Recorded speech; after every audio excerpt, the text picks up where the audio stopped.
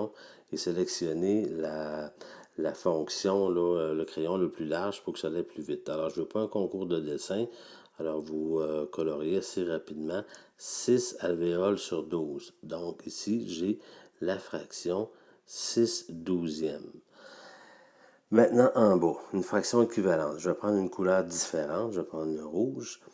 Avant, je vais modifier un petit peu comme ça. Je vais la mettre vis-à-vis. C'est bien important.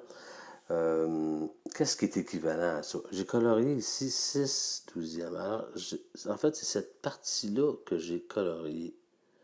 Alors, si vous regardez comme il faut, admettons que je le colore, qu'est-ce que j'ai colorié? Ben, j'ai comme colorié la moitié.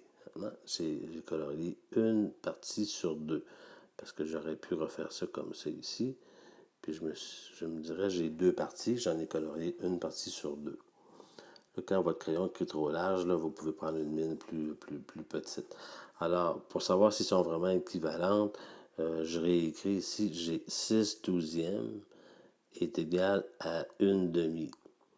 Est-ce que c'est vraiment vrai? Rappelez-vous, on a déjà vu ça, le produit croisé. Ici, 12 fois 1, ça donne bien 12.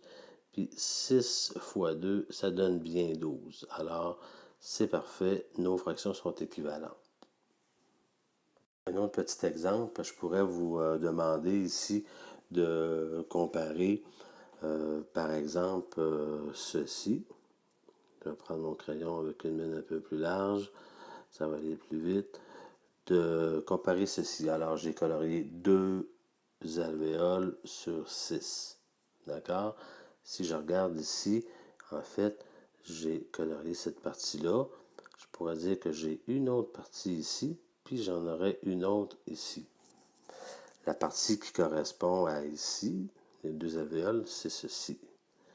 Alors, qu'est-ce que j'ai fait en réalité? Ben, j'ai colorié une partie, puis il y en a 3, donc j'ai colorié une partie sur 3.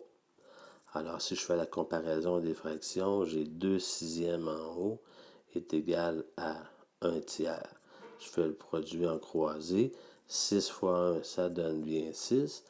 2 fois 3, ça donne bien 6. C'est OK, ces fractions-là sont équivalentes.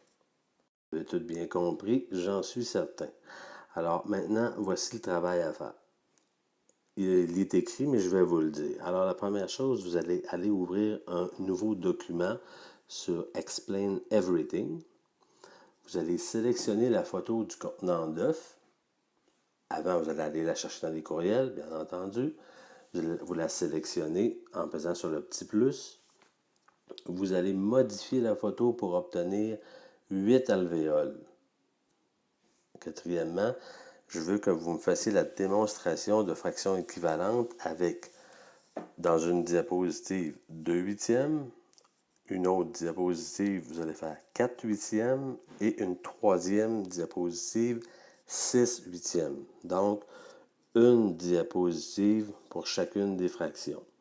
Je rappelle, vous ajoutez des diapositives dans le bas à gauche, il y a un petit plus, ça vous rajoute des diapositives.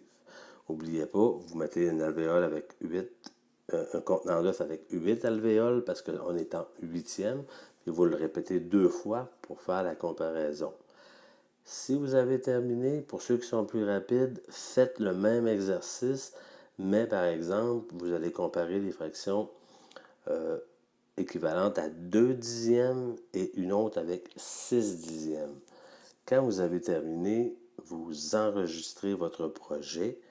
Dans les icônes qui sont complètement en bas à droite, il y a une petite maison, c'est pas celui-là, juste celui-là à gauche. Vous pesez dessus et vous enregistrez, vous identifiez votre projet fraction équivalente. Merci et bonne chance.